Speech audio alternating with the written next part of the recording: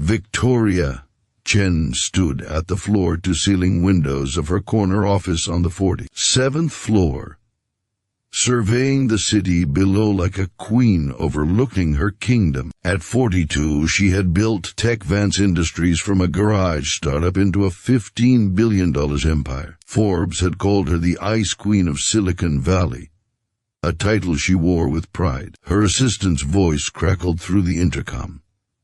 "Miss Chen, your 3 p.m. is here." Daniel Martinez from the maintenance department. Victoria didn't turn from the window. "Cancel it." "Ma'am, he's been waiting 3 weeks for this meeting. It's about the workplace safety." I said cancel it. Victoria's tone could freeze lava. "I don't have time for maintenance issues.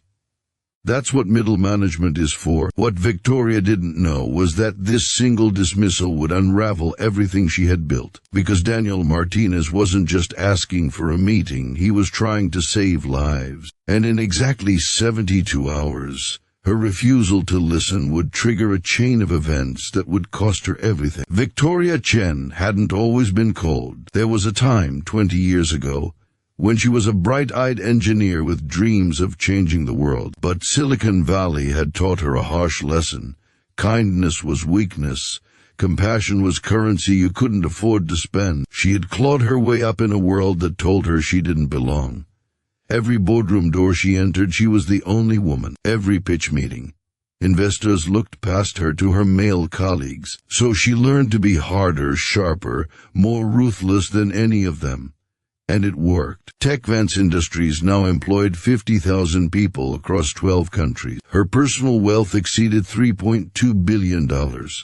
She had everything she'd ever wanted, everything except time. Victoria glanced at her Patek Philippe watch, a gift to herself when TechVance hit its first billions in revenue. Her schedule was packed: investor calls, board meetings, a keynote speech at the Global Tech Summit. Every minute was optimized, monetized, accounted for. Maintenance workers? Safety concerns? Those were problems for people lower on the food chain. The man at the bottom. Daniel Martinez checked his daughter's lunchbox one more time, making sure he'd packed her favorite, peanut butter and strawberry jam, cut into triangles the way she liked. At 7 years old, Emma had strong opinions about sandwich geometry. "Daddy, you're going to be late," Emma called from the living room, already wearing her backpack. Daniel smiled, the lines around his eyes crinkling. At 38, he looked older than his years, the kind of aging that comes from carrying too much responsibility, too much worry, too little sleep. 3 years ago, his wife Sarah had died from breast cancer, leaving him alone to raise Emma and keep their small apartment in the city. The job at TechVance had been a blessing. Good benefits, steady pay, and hours that let him drop Emma at school and pick her up most days. He worked the night maintenance shift in Building C, the manufacturing wing, where TechVance assembled their flagship quantum processors. But for the past 6 months, Daniel had noticed something troubling. Cracks in the foundation, water damage spreading up the walls, strange chemical smells from the ventilation system. He'd filed reports, sent emails, requested meetings with supervisors. Nothing changed. Last month, he'd taken the unprecedented step of requesting a meeting with the CEO herself. He'd waited 3 weeks for today's appointment, rehearsing what he'd say, bringing documentation, photographs, structural reports he'd paid an engineer friend to review. The cracks weren't just cosmetic. Building C was slowly failing, and 2,000 people worked there every day. When Victoria's assistant called to cancel, Daniel's heart sank. He stood outside her office, watching through the glass walls as she gestured impatiently on a phone call, never even glancing his way. "Mr. Martinez?" The assistant looked apologetic. "Miss Chen won't be able to meet with you. Perhaps you could try your department supervisor again?" Daniel's jaw tightened. "I've tried my supervisor. I've tried every level of management. That building isn't safe. People could get hurt." The assistant lowered her voice. "Between you and me, Miss Chen doesn't do meetings with anyone below senior management. It's nothing personal. But it was personal, because at 3:47 p.m. that afternoon, as Daniel rode the elevator down to the parking garage, his phone buzzed. A text from Emma's after-school program. Emma fell on playground. Minor injury, but asking for you. Can you come? Daniel's hands shook as he texted back that he was on his way. He thought about the meeting that never happened, about Victoria Chen in her tower, who couldn't spare 15 minutes to listen. He thought about all the times he'd been told he didn't matter, that his concerns weren't important enough. He thought about Emma, who needed him, and how easily people in power dismissed people like them. What Daniel didn't know was that his daughter's small injury would lead to the most important decision of his life. And what Victoria didn't know was that her dismissal of a nobody had just set her downfall in motion. Friday, 6:23 a.m. Victoria's alarm chimed the first movement of Vivaldi's Winter. She silenced it with practiced efficiency, already mentally reviewing her schedule. Today was crucial. TechVance was announcing a major merger with a Japanese robotics firm. The deal would add another $4 billion to the company's valuation. Her masterpiece. At 6:47 a.m., her phone rang. Her head of operations, Marcus Webb, sounded panicked. Victoria, we have a situation at Building C. Handle it, Marcus, that's what I pay you for. You don't understand. The western wing collapsed. The entire manufacturing floor. There are people. His voice cracked. There are people trapped inside. Victoria's coffee mug slipped from her fingers, shattering on her marble kitchen floor. What? The structural support gave way. Emergency services are on site. Early reports say at least 30 people were inside when it happened. Marcus paused. Victoria, we had warnings. Multiple warnings about structural issues. The room seemed to tilt. Victoria gripped the counter. What warnings? Reports from the maintenance staff. Going back months. I'm looking at them now. Someone flagged this building repeatedly. A man named Daniel Martinez. He even requested a meeting with you 3 days ago. The name meant nothing to her. Victoria had canceled dozens of meetings that week. She couldn't possibly remember every low-level employee who wanted her time, but the world would remember. By 9 a.m., news helicopters circled Building C like vultures. By noon, the death toll stood at 7, with 23 injured, 5 critically. By evening, every major news outlet in the world was running the story. TechVance tragedy. Did Billionaire CEO ignore safety warnings? Lives lost as Silicon Valley giant prioritizes profits over people. The collapse of an empire. How Victoria Chen's arrogance killed 7 workers. Victoria sat in her office as her lawyers, PR, team, and board members crowded around her conference table, all talking at once. But she couldn't hear them. She kept seeing one thing, the face of Daniel Martinez in a photo that CNN had obtained. He stood in front of Building C, his maintenance uniform neat, his expression determined, holding a thick folder of documentation. The caption read, Daniel Martinez, 38, single father, attempted to warn CEO Victoria Chen about structural dangers 3 days before collapse. His meeting was cancelled. Is this true? Victoria whispered, cutting through the noise in the room. Did I cancel a meeting with him? Her assistant nodded miserably. Yes, Miss Chen. He'd been trying to get your attention for weeks. Where is he now? I need to speak with him. Her head lawyer shook his head firmly. Absolutely not. Any contact with him could be construed as witness tampering. Victoria, we need to focus on damage control. The board is already talking about removing you as CEO. 7 people are dead. Victoria's voice rose, cracking. I don't care about damage control. I care about... She stopped, realizing with shame that she couldn't finish that sentence honestly. When had she stopped caring about people? That evening everything changed again. A video appeared on social media, filmed by a maintenance worker on their phone. It showed Daniel Martinez recorded 2 weeks earlier standing outside Victoria's office building, speaking directly to the camera. My name is Daniel Martinez. I'm a night maintenance worker at TechVance Industries, Building C, for 6 months. I've been reporting structural damage that's getting worse every day. I've filed 37 written reports. I've sent emails to every manager I can find. Today, I'm here to meet with CEO Victoria Chen, who finally agreed to see me after 3 weeks of requests. The video cut to 2 hours later. Daniel stood in the same spot, his expression defeated. She canceled. Her assistant said she doesn't meet with people like me, that I should go through middle management.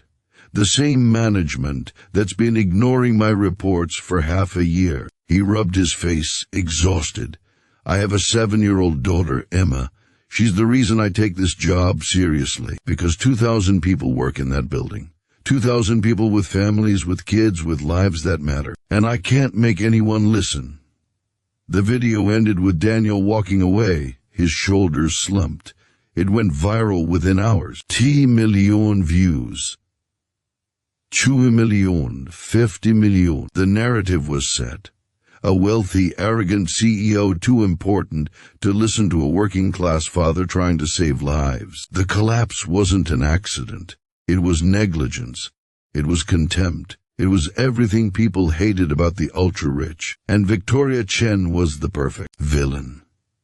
Victoria watched the video alone in her apartment that night, her hand pressed to her mouth. She played it again and again. Watching this man, this father, this human being she'd dismissed without a thought, desperately trying to protect people while she couldn't be bothered to give him 15 minutes. I don't have time for maintenance issues, she'd told her assistant. 7 people were dead because she didn't have time. Among the victims, Marcus Thompson, 45, father of 3. Linda Zhao, 29, engaged to be married next month. Robert Jackson, 52, 6 months from retirement. Sarah Mitchell, 34, whose sister was pregnant and waiting for her to be an aunt. 3 others whose names Victoria forced herself to memorize, whose photographs she studied until they were burned into her memory. And 23 others who'd survive but would carry the physical and psychological scars forever. Because she didn't have time. Her phone buzzed. Her board chair, emergency meeting tomorrow, 8 a.m. Bring your resignation letter. Victoria stared at the message. 20 years of work, gone. Her reputation destroyed. Her empire crumbling just like Building C. But what haunted her wasn't the loss of her career. It was the face of Daniel Martinez standing outside her building trying to be heard by someone who'd decided he wasn't worth hearing. The congressional hearing 2 weeks later was brutal. Victoria sat at the witness table, facing cameras and angry senators, while families of the victims filled the rows behind them. She'd prepared a statement with her lawyers, full of corporate language and carefully worded apologies. She crumpled it up. My name is Victoria Chen, she began, her voice steady despite the trembling in her hands. I was the CEO of TechVance Industries. I say was because I resigned yesterday, effective immediately. And I want to be very clear about something. This tragedy was my fault. Her lawyers visibly panicked, but she continued. Daniel Martinez tried to warn me. He didn't just try once. He tried 37 times. He went through every proper channel. He did everything right. And when those channels failed, he came directly to me. And I canceled his meeting because I decided he wasn't important enough. Because I decided that 15 minutes of my time was worth more than his concerns. Victoria's voice cracked. She saw Daniel Martinez sitting in the audience, his daughter Emma beside him. The little girl watched her with enormous brown eyes, and Victoria had to look away. I told myself I built my company through hard work and merit. But the truth is, I built it on the backs of people like Mr. Martinez, people I never saw, never listened to, never valued. I convinced myself that my time was more precious, my concerns more important, my vision more valuable than the lives of the people who actually made my company run. She looked directly at Daniel now. Mr. Martinez, you did everything right. You were professional, persistent, and brave. You tried to save lives, and I failed you. I failed those 7 people who died.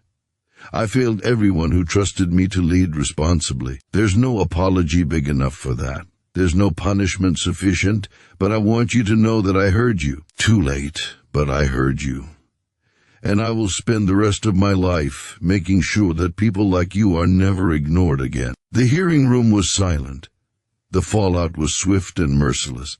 TechVance's stock plummeted 47% in 2 weeks. The merger collapsed. The board installed new leadership. Investigations revealed a systemic culture of dismissing worker concerns, prioritizing profits over safety. Criminal charges were filed, not just against Victoria, but against multiple levels of management. Victoria's personal wealth evaporated as lawsuits piled up. Her penthouse sold to pay settlements. Her cars, her art collection, her luxury watches, all gone. Within 6 months, she'd lost over 90% of her fortune. But the worst loss was her sense of self. The story she'd told herself about who she was, the self-made billionaire, the vision leader, the woman who'd overcome every obstacle. All of it was revealed as a lie. She'd become the very thing she'd fought against, someone who crushed people beneath her on the way up. She moved into a modest apartment in Queens, took a job consulting for workplace safety nonprofits for a fraction of her former salary. She spent her weekends volunteering at organizations that helped low-income families. She testified at labor hearings advocating for stronger worker protections. People called it a publicity stunt, performative redemption. Maybe they were right. Victoria didn't know anymore. All she knew was that she had to try. Victoria saw Daniel Martinez one more time, at a memorial service for the 7 victims. She stood in the back, not wanting to intrude, just wanting to pay respects. As the service ended, Daniel approached her. She braced herself for his anger, his hatred. She deserved both. Instead, he said quietly, "My daughter asked about you. She saw you on TV, heard what you said at the hearing. I'm so sorry, Mr. Martinez. I know that's inadequate. But she asked me if people can change." Daniel looked at her with weary eyes. "If someone who does something terrible can become better." I told her I didn't know, that some people just say what they think others want to hear. Victoria nodded, her throat tight. "That's fair. I understand." But then I thought about something my wife used to say before she died. She said the measure of a person isn't whether they fall down. Everyone falls. It's whether they get back up and actually do the work to be better. He paused. "I've been watching what you've been doing, the advocacy work, the testimonies, the changes you're pushing for. It doesn't bring back the people we lost. It doesn't erase what happened." "No," Victoria whispered, "it doesn't. But maybe it means something anyway." Daniel extended his hand. "I'm not here to forgive you. I don't think I can. But I wanted you to know that I see you trying, and for what it's worth, I believe it's real." Victoria shook his hand, tears streaming down her face. "Thank you. That means more than you know." As Daniel walked away, his daughter Emma looked back at Victoria. The little girl gave a small, tentative wave. Victoria waved back, knowing she'd carry this moment for the rest of her life. 2 years later, Victoria stood in front of a different kind of audience, not board members or investors, but maintenance workers, safety inspectors, and union representatives at a national workplace safety conference. "My name is Victoria Chen," she began, the same words she'd used at the congressional hearing, "and I'm here to tell you about the day I lost everything by refusing to listen." She told Daniel's story. She told the story of the 7 people who died. She told the truth about her arrogance, her blindness, her belief that some people mattered more than others. And then she unveiled the Daniel Martinez Workplace Safety Foundation, funded by what remained of her personal fortune. Its mission: to ensure that workers' safety concerns would never be ignored again, to create direct channels for employees to report dangers without fear of retaliation, to hold companies and executives accountable. It wouldn't bring back the dead, it wouldn't erase her guilt. But it was something. After the speech, A young woman approached her, one of the survivors from Building C who'd spent months in physical therapy after the collapse. "I was angry at you for a long time," the woman said. "I'm still angry, honestly. But I'm also grateful, because what happened to us is happening in workplaces everywhere. People like Daniel, trying to be heard. And now, because of what you lost, maybe they'll have a better chance." Victoria nodded, unable to speak. The woman continued, "My therapist says the world isn't divided into good people and bad people. It's divided into people who listen and people who don't. You stopped listening for a long time, but you're listening now. So maybe there's hope." That night, Victoria sat in her small apartment, looking at her reflection in the darkened window. She saw a different person than the one who'd stood in that 47th floor office 2 years ago. Older, humbler, scarred by consequences she'd never imagined. She'd lost her empire, her wealth, her reputation. She'd lost the story she told herself about who she was. But she'd found something too. Not redemption, that seemed too easy a word, too clean. But perhaps responsibility. Purpose, the understanding that every person deserves to be heard, to be valued, to matter. She thought about Daniel Martinez, going to work every day, raising his daughter, carrying the weight of trying to save lives while everyone around him dismissed his concerns. She thought about the courage that took, the dignity. She thought about how close she'd come to never learning this lesson, how easily she could have gone her whole life believing she was special, important, separate from the people she employed. 7 people died teaching her that she wasn't. It was the most expensive lesson she'd ever learned, and the most valuable. Victoria picked up her phone and texted her assistant for tomorrow's scheduled meeting with the maintenance staff. "I want to hear their concerns, all of them. However long it takes." It was a small thing, but maybe small things, done consistently over time with humility and care, could add up to something larger. Maybe listening was how you rebuilt a life. Not the empire. The empire was gone and good riddance. But a life, a real one, where she saw people as they actually were, not as inconveniences or obstacles or stepping stones. Outside her window, the city lights stretched into the distance. 50,000 people still worked for TechVance. Millions more worked in similar companies facing similar dismissals, similar dangers. The work would never be finished, but tomorrow she would show up and do it anyway, because Daniel Martinez had shown her what real courage looked like. And the least she could do was try to honor that. The least she could do was listen.